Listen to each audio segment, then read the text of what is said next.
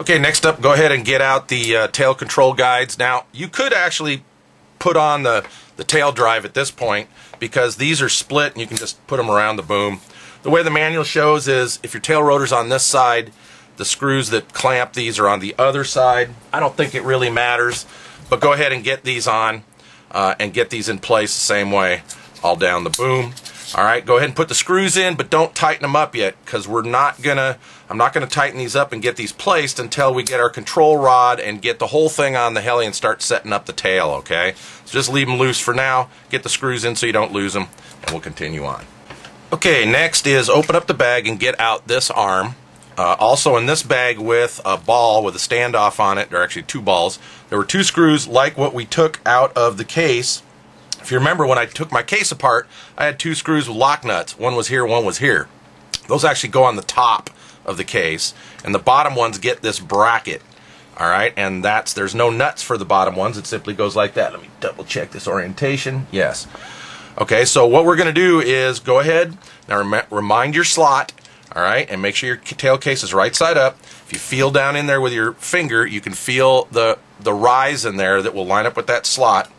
Okay, again, let's go ahead and get that in there. Line it up with the slot. Okay, not getting too lined up with the slot there.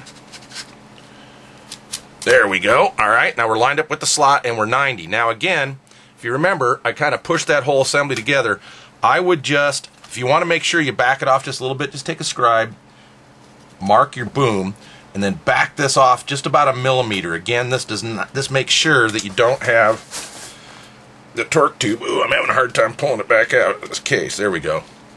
Alright, just a hair. You don't need much. It's just to make sure you're not, boy, kind of stiff there.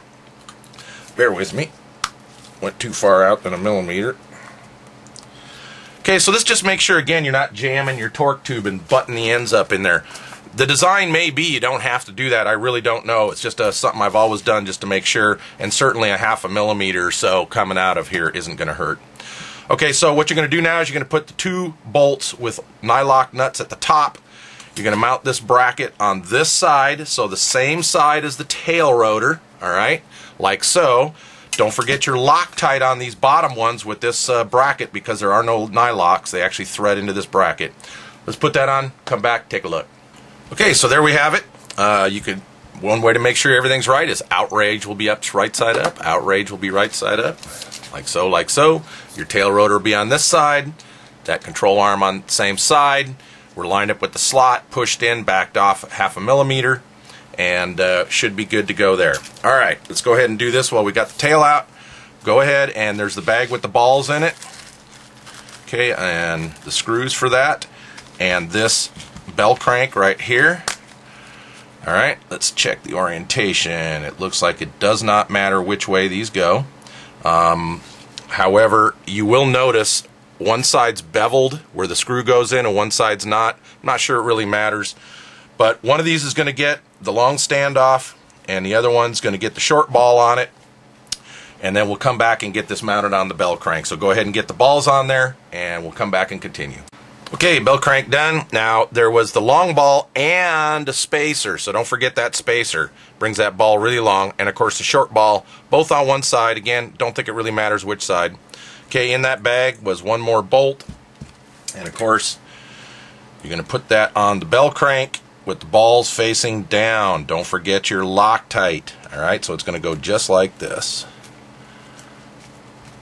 Okay, and you can go ahead and tighten that up, and once you're done, make sure that that's nice and free and spins well and is free. Alright, so we're getting close to being done with the tail here. I am not, for video reasons, I'm not putting this on the heli yet and putting on the boom supports and everything. I'll show you that toward the end, especially when we go to do tail setup. So all this hardware for the horizontal fin, etc., and the screws to hold it in the frame and all that I'm going to set aside. If you remember way back earlier in the build, there was one of these frame standoffs.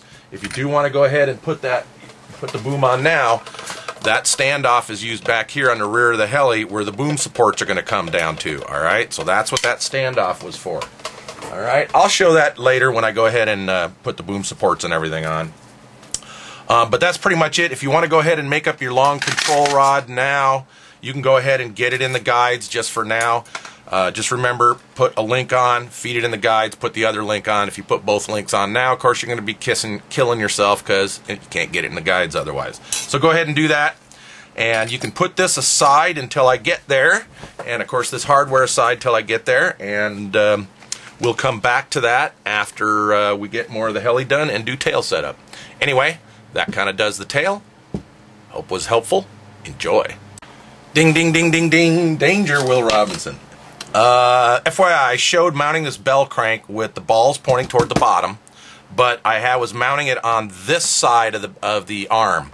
It actually mounts on the top side of the arm with the screw coming down, so from the top, but with the ball still facing down.